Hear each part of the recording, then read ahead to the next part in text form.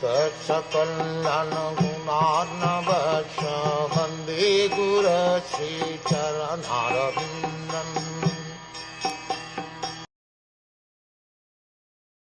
My lord, your lordship can easily be approached, but only by those who are materially exhausted. One who is on the path of material progress, trying to improve himself with respectable parentage, great opulence, high education, and bodily beauty, cannot approach you with sincere feeling. Being materially advanced means taking birth in an aristocratic family and possessing great wealth, an education, and attractive personal beauty. All materialistic men are mad after possessing all these material opulences, and this is known as the advancement of material civilization. But the result is that by possessing all these material assets, one becomes artificially puffed up, intoxicated by such temporary possessions. Consequently, such materially puffed up persons are incapable of uttering the holy name of the Lord by addressing him feelingly, O Govind, O Krishna. It is said in the Shastras that by once uttering the holy name of the Lord, the sinner gets rid of a quantity of sins that he is unable to commit.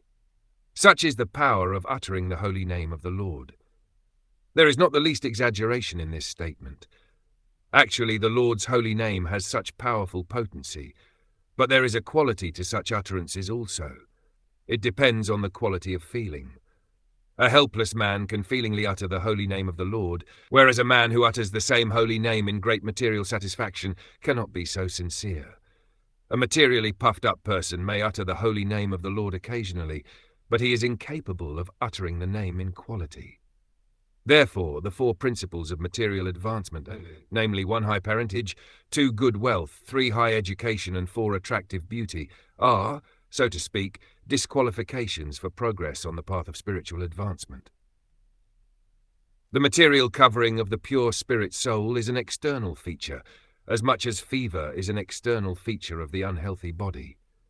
The general process is to decrease the degree of the fever and not to aggravate it by maltreatment.